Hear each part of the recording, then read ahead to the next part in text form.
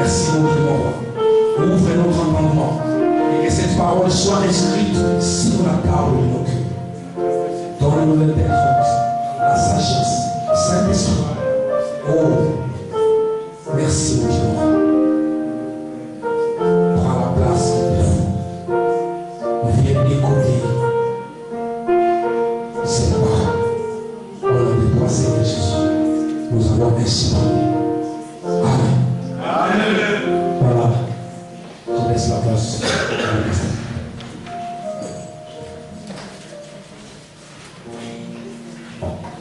Alléluia. Amen. Alléluia. Amen. C'est toujours avec beaucoup de joie que nous pouvons prendre le temps de partager ce que le Seigneur donne à chacun de nous, de partager l'amour qu'il partage pour nous, de partager tout ce que le Seigneur nous apporte aujourd'hui.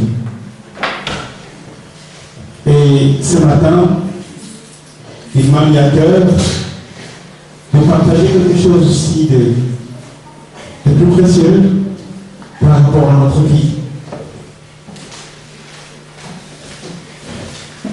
Je pense que hier,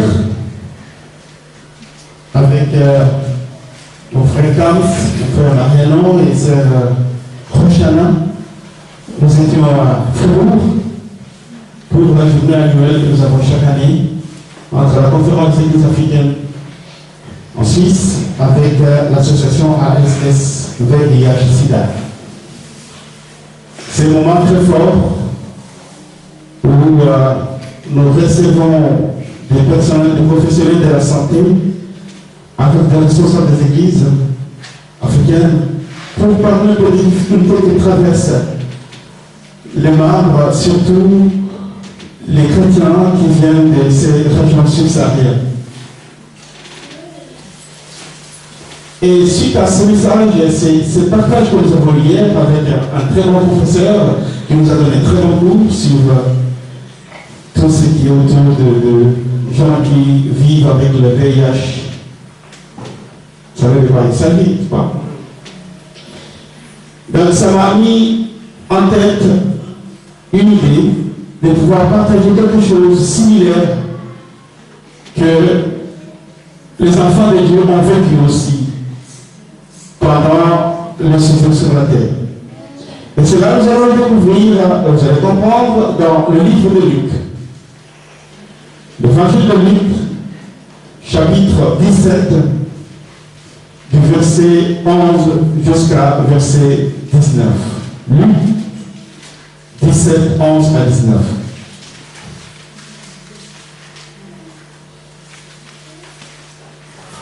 Je sais que c'est une histoire que vous connaissez, l'histoire des lépreux. À partir du verset 11, alors qu'il s'est rendu à Jérusalem, Jésus passa entre la Samarie et la Galilée. Comme il entrait dans un village, dit lépreux, vers à sa rencontre. Ils s'interrogèrent à distance et se mirent à lui dire: Jésus, maître, aie pitié de nous. Lorsqu'il les vit, Jésus leur dit: allez vous montrer au prêtre. Pendant qu'ils y allaient, ils furent guéris. L'un d'eux, se voyant guéri, revint sur ses pas en rendant gloire à Dieu à haute voix. Il tomba le visage contre terre aux pieds de Jésus et les remercia. C'était un Samaritain. Jésus prit la parole et dit: les 10 n'ont-ils pas été guéris? Et les 9 autres, où sont-ils? Laissait-il trouver que cet étranger, pour revenir et rendre gloire à Dieu? Puis il lui dit: lève-toi, voici, ta foi t'a sauvé. Alléluia. Amen. Jésus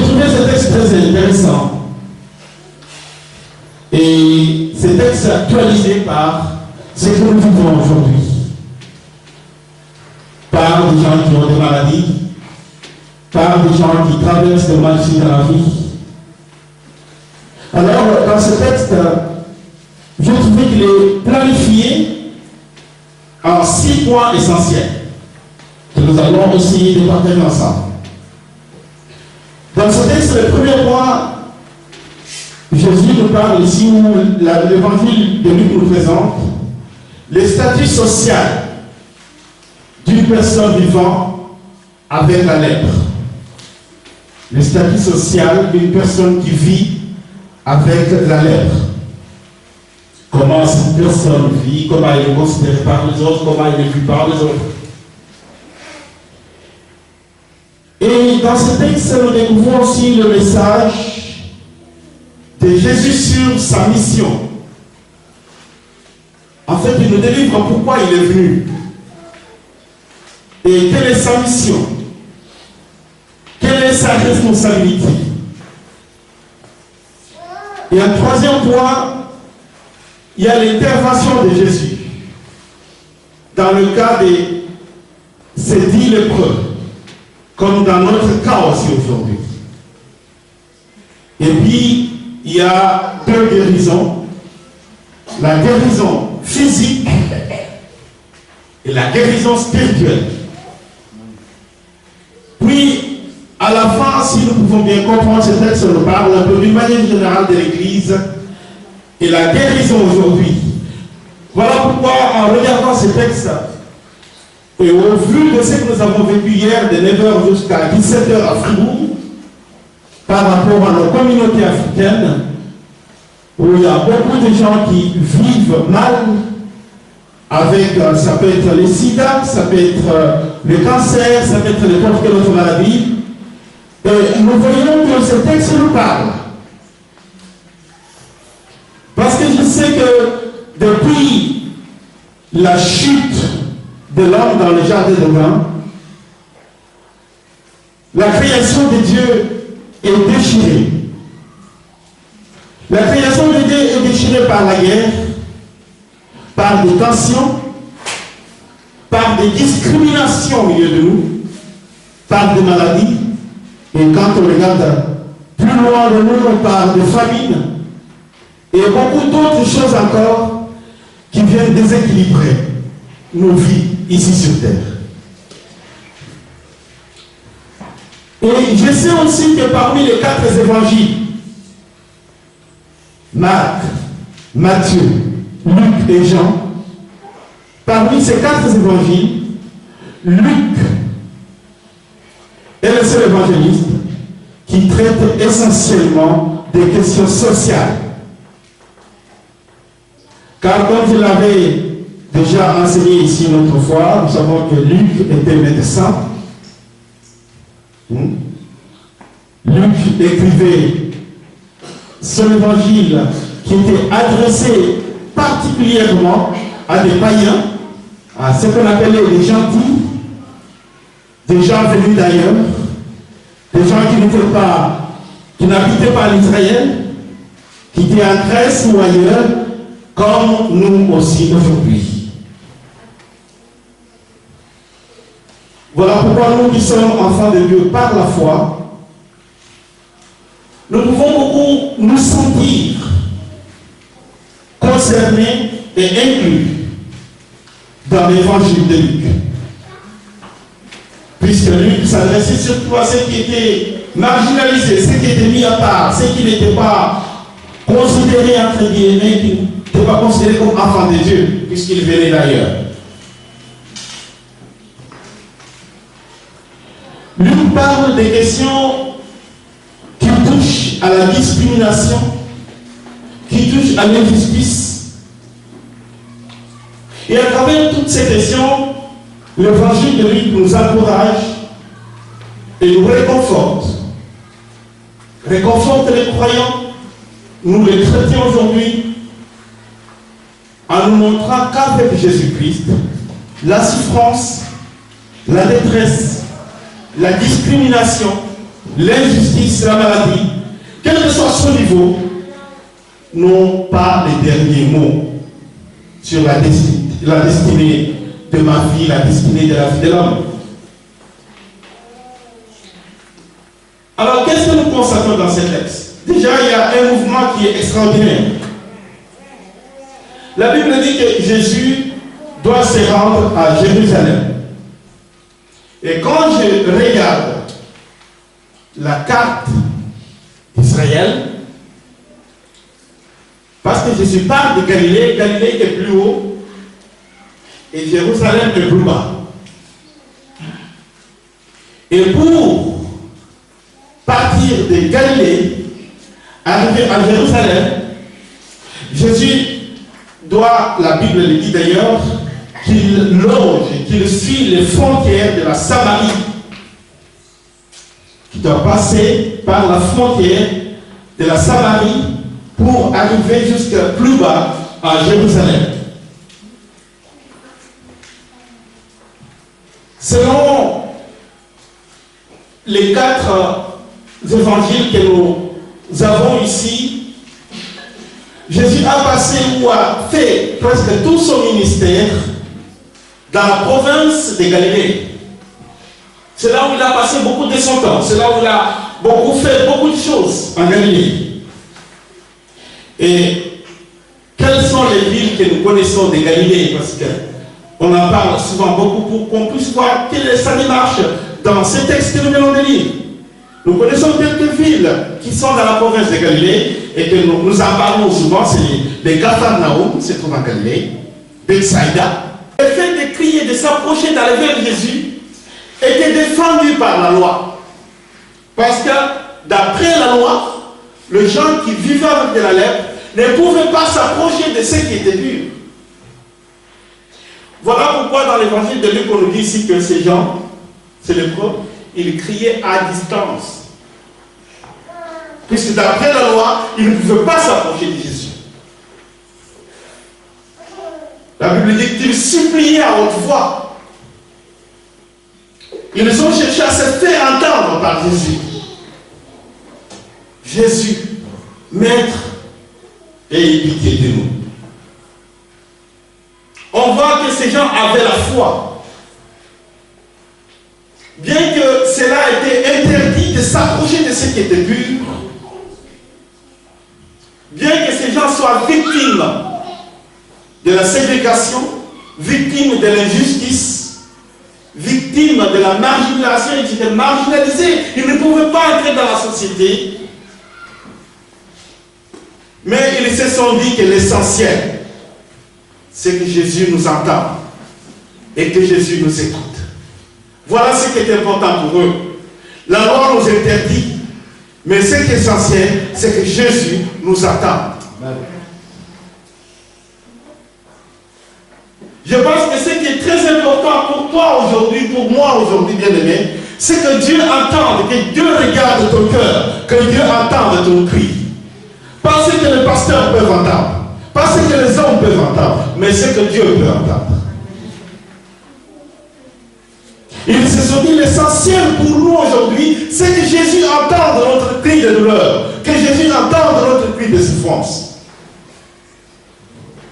Nous pouvons nous imaginer qu'au cri de ces gens, c'était un choc pour la foule qui était à côté de Jésus. Ce n'était pas possible que ces gens puissent parler, puissent se présenter comme ça. Ces gens n'ont aucun droit de s'approcher de Jésus. Bien aimé, nous avons vécu de pareilles situations. Quand nous avons appris sur la maladie de sida, on avait aussi peur que ces gens s'approchent de nous. Comme je le disais tout à l'heure. Parce qu'on avait une fausse information. Qu'un simple contact, ces gens peuvent nous contaminer. Nous avons pour habitude, bien aimé, de ne pas approcher près de nous ce que nous avons déjà condamné dans notre cœur.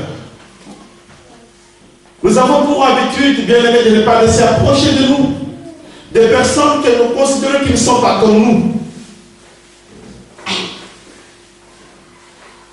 Il nous arrive aussi d'être victimes.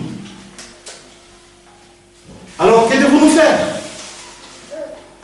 Ces lépreux ont eu tout simplement confiance en Jésus.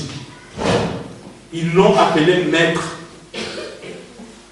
C'est lui qui est censé avoir la maîtrise de quelque chose. Et ici, la maîtrise de quoi? De la guérison pour eux. Et quelle a été la mission de Jésus? Quand nous lisons Luc, chapitre 18 à 19, c'est Luc 4, 18 à 19, se réfère à un autre passage de l'ancien prophète d'Ésaïe, 61, 1 à 2, que Jésus est venu pour annoncer la bonne nouvelle aux pauvres, aux malades et aux tous ceux qui passent le magie dans leur vie. C'est que le rapporte ici dans le chapitre 18, c'est ce qui a déjà été dit par le prophète Ésaïe 61, 1, 2. Il est venu pour annoncer la bonne nouvelle aux pauvres, aux malades, pour les cas de ces lépreux, pour notre cas aussi aujourd'hui. Il est venu pour annoncer cette bonne nouvelle, à proclamer la libération des captifs.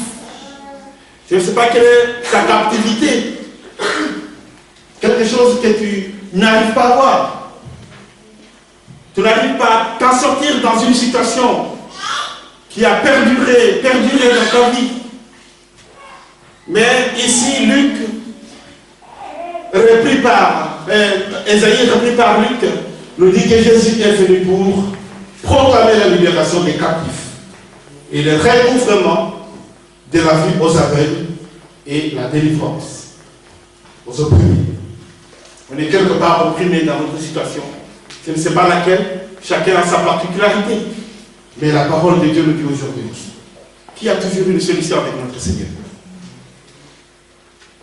Alors, dans cette rencontre avec le lépreux, Jésus décide non seulement de les guérir, mais aussi de leur apprendre à respecter la loi et les autorités. Ça, c'est très important, bien aimé. Jésus ne fait pas seulement pour guérir, mais de respecter aussi tout ce qui est autour de nous, les autorités. Parce que toute autorité, on dit, ça vient de Dieu, n'est-ce pas? Donc, il va leur apprendre à respecter la loi et les autorités. Comment il va le faire? Il va les envoyer, se présenter chez les prêtres. Quand ils sont venus dire, allez vous présenter chez les prêtres. Parce que dans les contextes de ces textes, les prêtres avaient une certaine autorité sur le pouvoir civil, sur tout ce qui pouvait se passer dans une ville, dans une province. Alors on est tenté de se poser la question. Quand Jésus envoie ces gens, qu'est-ce que nous constatons? Nous voyons que Jésus, les gens ne sont pas encore guéris sur place. Ils sont venus se présenter vers Jésus, ils ont posé leur problème à Jésus, mais Jésus n'a pas dit que voilà, je vous impose les mains, j'ai pris pour vous. Il les renvoie tout de suite d'aller voir le prêtre. Nous pouvons dire, mais pourquoi ces gens ne sont pas encore guéris, mais pourquoi Jésus les envoie chez les prêtres? Et nous lisons dans le livre de Lévitique, verset 14, et chapitre 14, verset 2 à 3.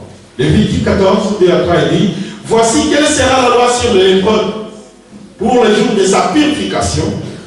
On l'amènera devant le prêtre sortira du camp, et ça se passe, c'est là, donc quand il dit ça, les prêtres sortira du camp, c'est-à-dire que ça se passe en dehors du village, et le prêtre examinera les lépreux. Donc les enfants d'Israël avaient reçu l'ordre d'aller se présenter devant le prêtre après la guérison de la lèpre, chaque fois qu'il y avait une prière, chaque fois qu'il y avait une envie, parce que ce sont les prêtres qui doivent certifier, qui doivent confirmer. Mais malheureusement, nous sommes dans la période où des fois les fidèles entraînent les pasteurs aussi sur de mauvaises pistes. Ou des fois ils peuvent refroidir même la foi du pasteur. Pourquoi? Parce qu'il y a des gens, quand ils prient, Et après, il dit que je suis guéri. Nous voyons ça souvent dans les églises aujourd'hui. Je ne dis pas qu'il n'y a pas de guérison. Parce que Jésus est le même hier, aujourd'hui, éternellement. Ce qu'il a fait hier, il peut le faire encore aujourd'hui. Mais nous vivons des fois des spectacles dans notre monde aujourd'hui. Quelqu'un qui est guéri, et surtout qui avait une maladie grave, je pense que ça sera une gloire pour le Seigneur si cette personne est retournée voir son médecin, que le médecin confirme. N'est-ce pas, frère Olivier, qui est dans le secteur médical? Le médecin doit confirmer.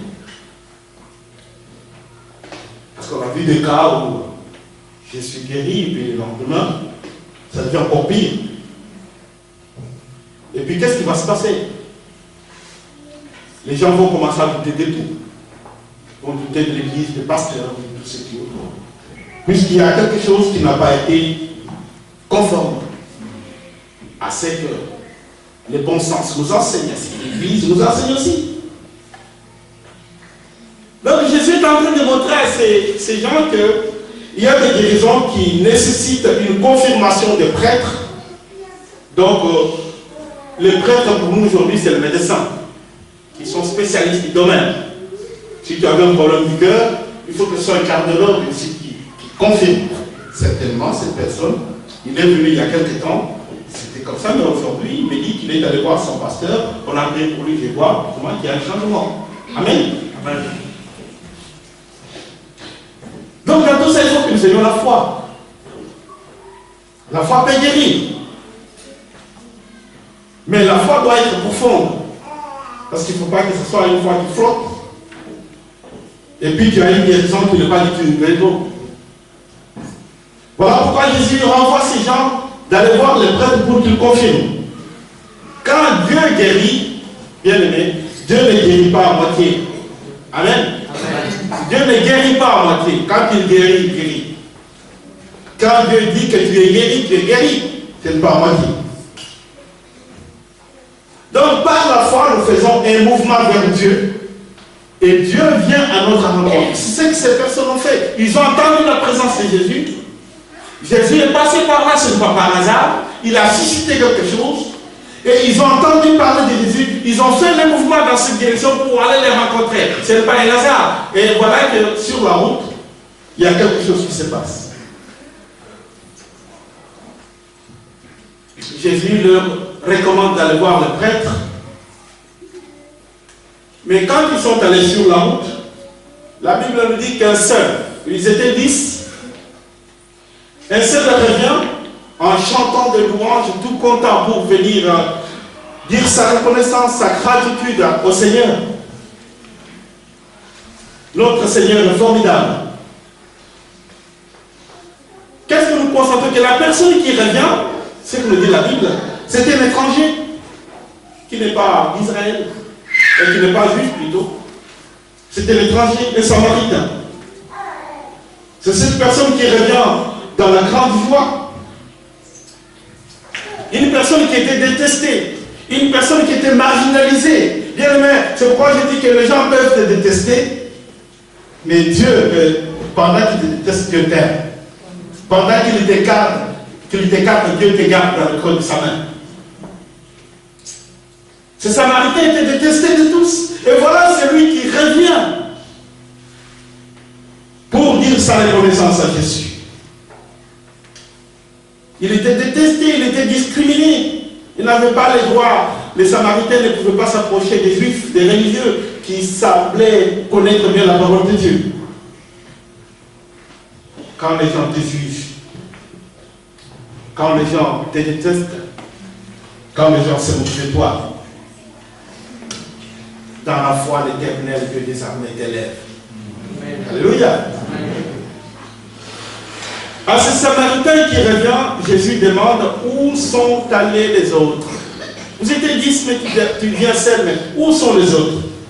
Ici, Jésus nous apprend que nous ne devons pas attendre un signe spécial pour dire merci à Dieu. Bien aimé, il ne faut pas attendre un signe spécial pour t'élever et dire merci à Dieu. Il faut dire merci à Dieu dans chaque chose qu'il a fait, chaque chose qu'il a réalisée. pour nous. Nous devons apprendre à reconnaître la main de Dieu dans nos vies par des petites choses, par des petits signes. Lui dire merci dans nos prières. Lui dire merci avec nos offrandes et nos dîmes pour soutenir les ministères que Dieu a placés au milieu de nous. Sinon, nous sommes comme les 9 autres lépreux.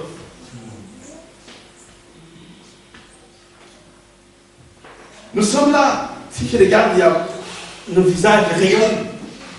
Bien aimé, ce n'est pas un hasard. Pendant que nous sommes ici, il y a ceux qui sont en train de fuir la guerre quelque part. Si on pense à l'Ukraine, ils ne sont pas tranquilles à ce moment. Si on pense à ces centaines d'enfants des Nigériens qui sont gardés quelque part, qu'on est en train d'esclaviser de force, ils ne sont pas tranquilles. Si nous pensons dans plusieurs pays, en Afrique, en Europe, en Asie, il y a beaucoup qui ne sont pas tranquilles. Toi et moi, nous sommes assis ici. Nous avons pris la voiture ce matin, ou le train, ou le bus. Nous sommes bien contents. Ce n'est pas un hasard, bien aimé. Il faut savoir s'arrêter, remercier, offrir Dieu, parce qu'il te donne la vie. Et Seigneur, je te donne mon cœur, je te donne ma vie, je te donne, Seigneur, ce que je peux t'offrir, pour que demain, je reste toujours encore avec toi.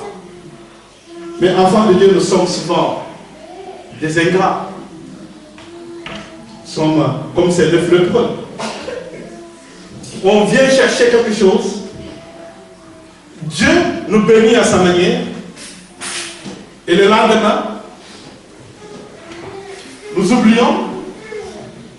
Et après un autre jour, nous revenons encore pour demander, Seigneur, donne-moi, Seigneur, bénis-moi.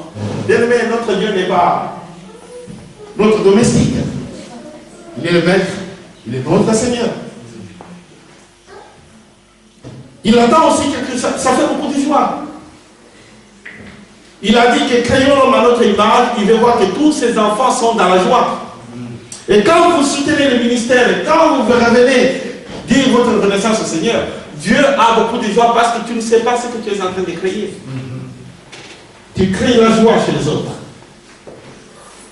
Tu as permis, j'ai vu comment quand on soutient les ministres, les missionnaires qui partent en Afrique ou ailleurs, et quand il n'y a pas, qu'il y a les églises qui se créent, qu'il y a des écoles qui sont mises en place, et que les enfants sont contents, on ne voit pas le produit.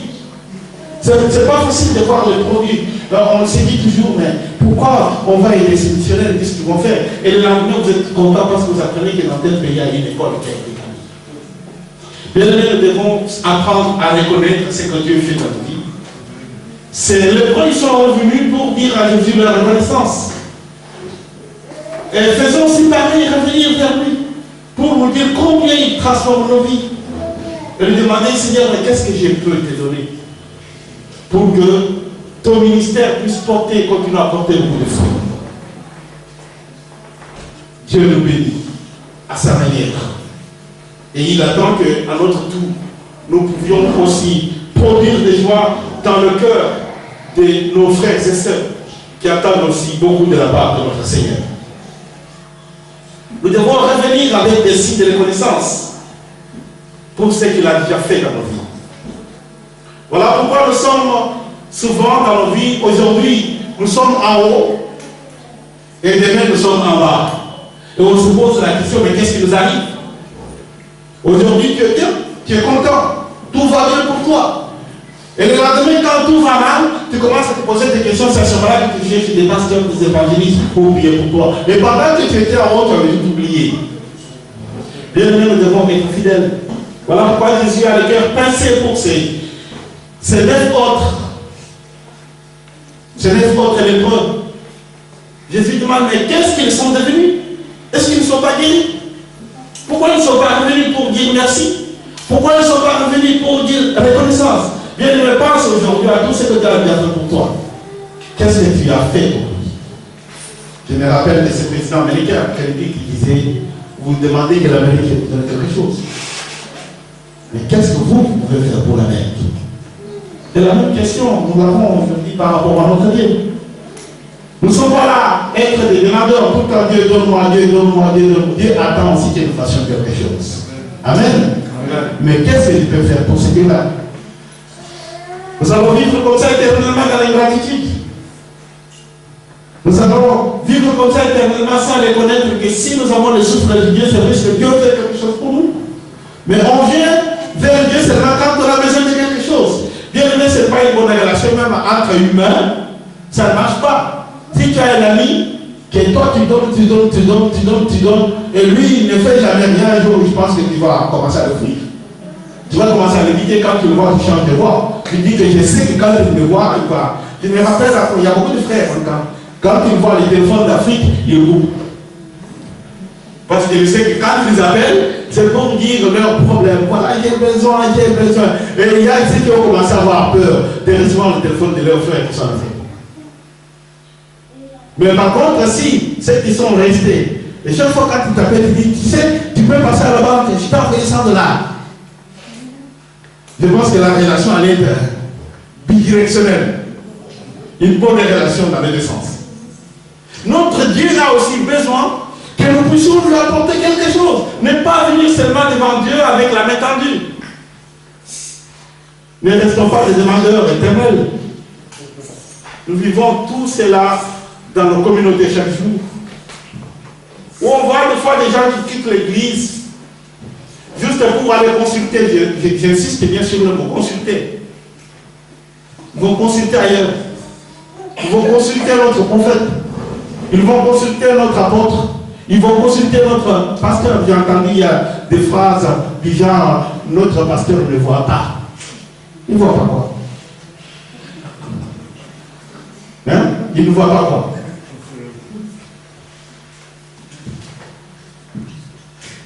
Si le pasteur ne voit pas, toi aussi tu ne vois pas. Amen. Ce que Dieu peut faire dépend de la hauteur de ta foi.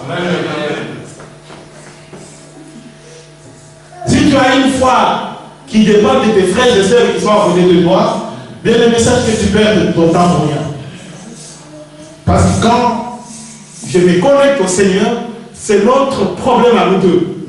Ça n'a rien à voir avec le pasteur, l'apôtre, celui qui est à côté de moi. Mais c'est notre affaire, notre business. Moi et mon Dieu. Amen. Amen. Est-ce que je parle à quelqu'un?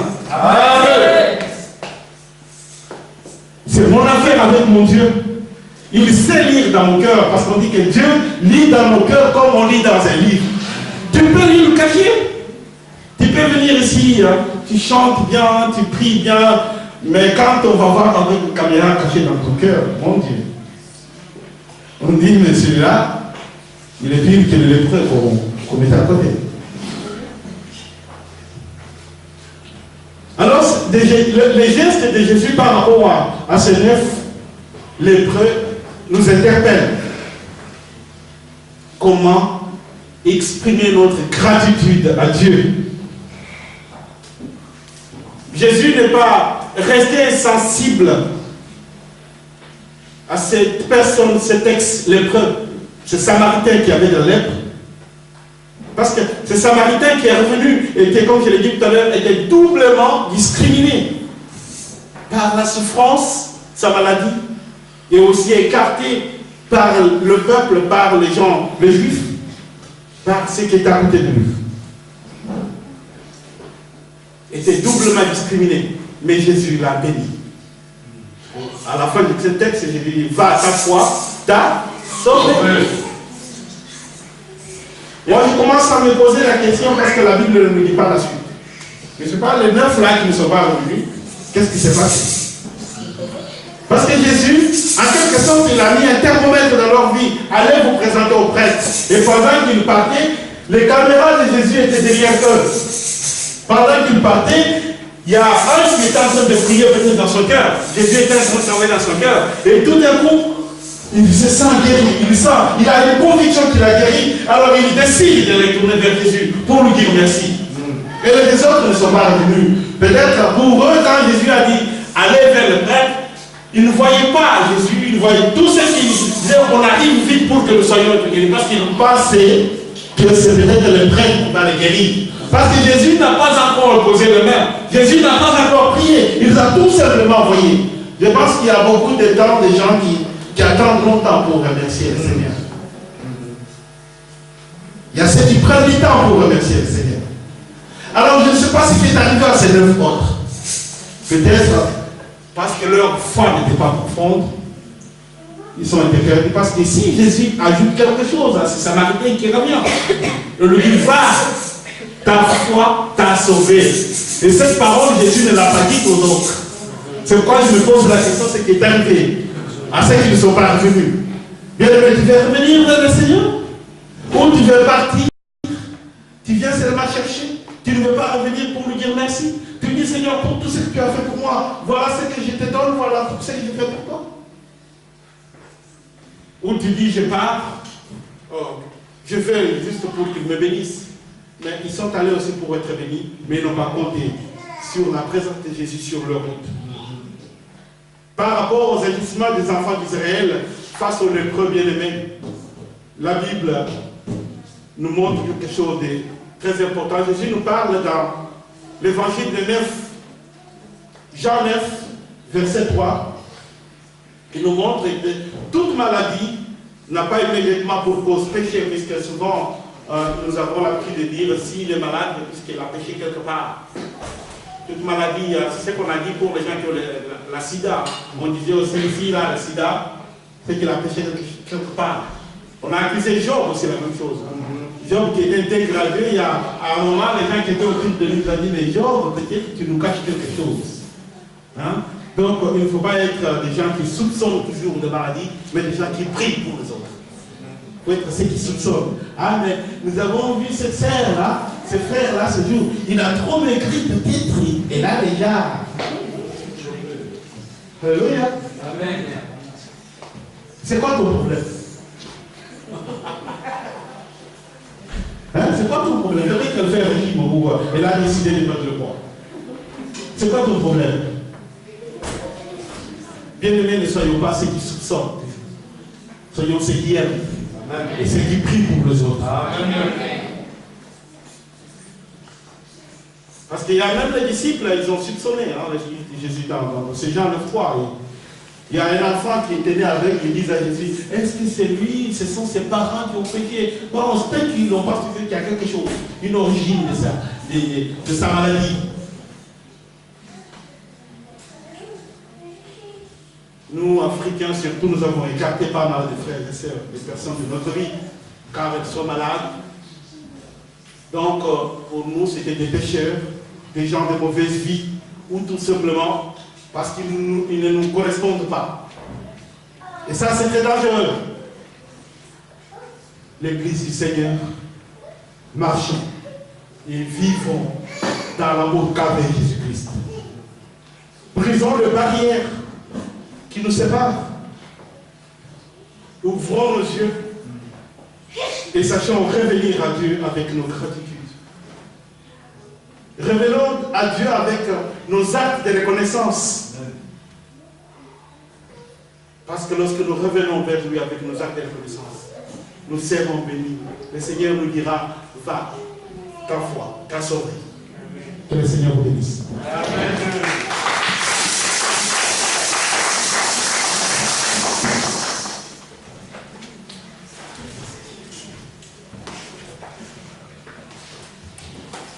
Alléluia. Amen.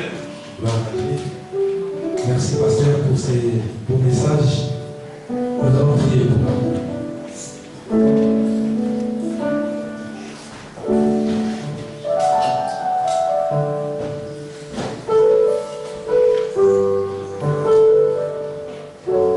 Dis à ton Seigneur, Papa, merci pour cette parole que j'ai entendue.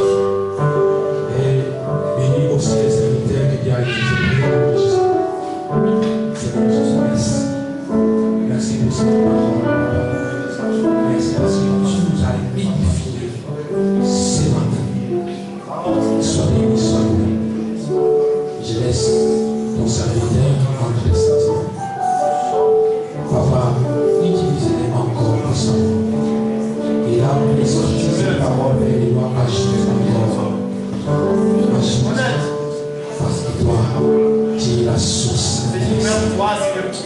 Seigneur Jésus, Merci aussi pour les frères et ceux qui ont écouté la parole.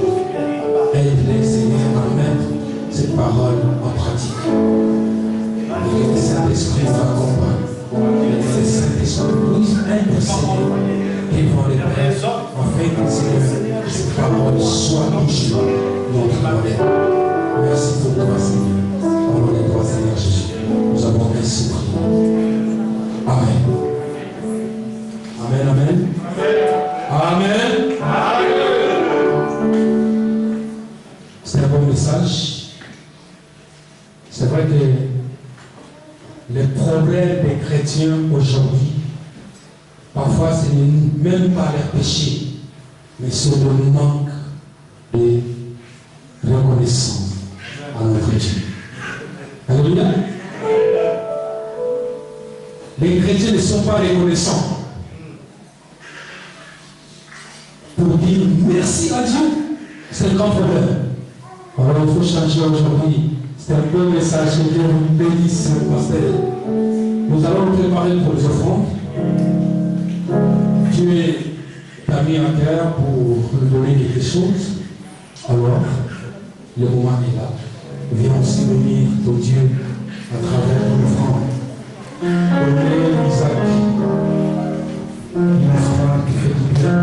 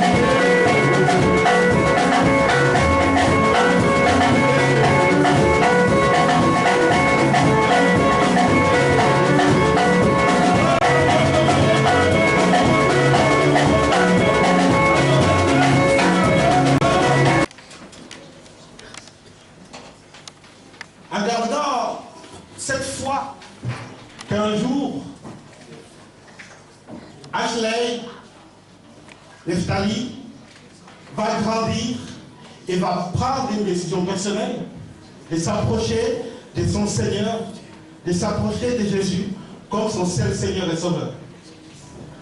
Alors aujourd'hui, nous voulons l'accompagner, accompagner aussi les parents, pour que cet enfant puisse grandir avec la parole de Dieu, pour que cet enfant puisse évoluer dans les milieux où elle entend parler de Jésus, pour qu'un jour, que cela puisse germer dans son cœur, jusqu'à donner une belle plante, une belle confession, de dire que Jésus devient mon seul Seigneur et mon seul Sauveur. Mais nous allons, les parents l'ont amené, je pense que nous allons avoir aussi la confirmation aussi de la part des parents. C'est une très grande joie de le recevoir tous, parce que comme vous le savez, je profite, je ne vais pas m'empêcher de dire cette joie. C'est le premier couple qui a été marié dans cette église. Il y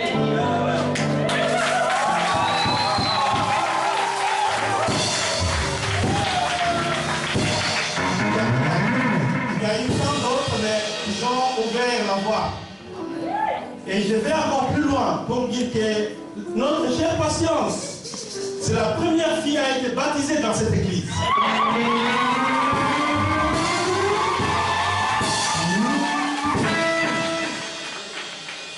Je pense que ce jour-là, la presse en a parlé dans toute la partie de la Suisse romande. On disait retour à la source. C'était les grands titres dans les journaux.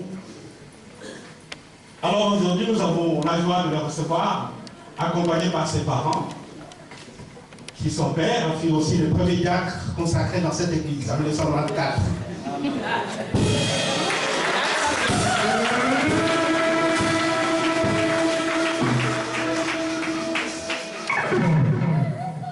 Et aujourd'hui, c'est une très grande joie de partager ce moment avec vous ensemble, de montrer qu'on reste sur les traces de notre Seigneur. Alors, cher Alphonse, chère Patience, vous venez présenter votre enfant devant les seigneurs et devant cette communauté dans une consécration solennelle. Est-ce que cela vraiment est votre désir? Oui. Oui. Que le Seigneur vous entende. En tant que parents, vous consacrez-vous à élever Ashley Nephtali en le corrigeant et en l'avertissant selon le Seigneur? Oui. Que le Seigneur vous attende.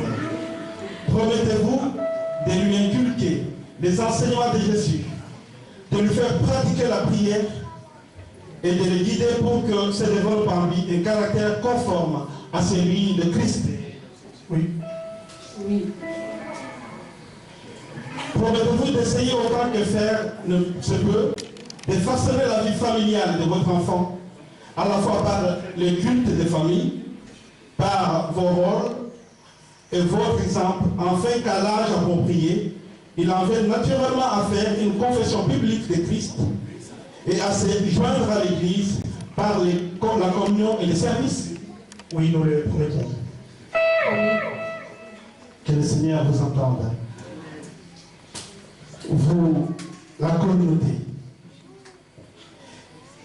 êtes-vous d'accord de recevoir au milieu de vous cette jeune fille qui veut faire partie désormais de ces grands corps? Est-ce que vous voulez confirmer que vous voulez la recevoir?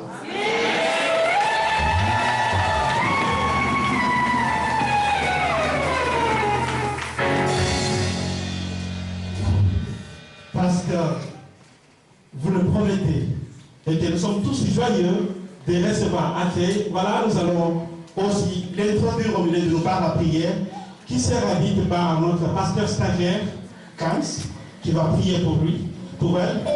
Ainsi, nous allons accueillir notre accueil. Je vais lui demander de donner jusqu'à l'enfant.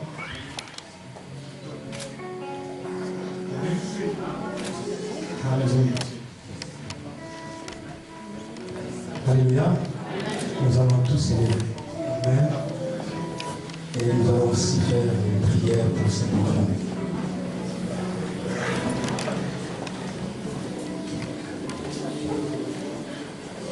Prions. Tendre Père, nous te bénissons, nous te rendons grâce. Merci Seigneur des armées pour tout ce que tu as réalisé dans cette famille. Seigneur Jésus, je te confie Ashley entre tes saintes mains. Nous savons que c'est toi, Père de gloire, qui donne cette bénédiction. Si toi, tu n'as pas béni, oh Père de gloire, nous ne pouvons pas être là. Mais Seigneur Jésus-Christ, toi, tu as fait grâce à ses parents. Et voici aujourd'hui, il y a Ashley qui est là. Bénis cet enfant. Bénis toute sa vie de gloire. Et que les anges, les Saint-Esprit de Dieu, oh oui, soient sur cet enfant.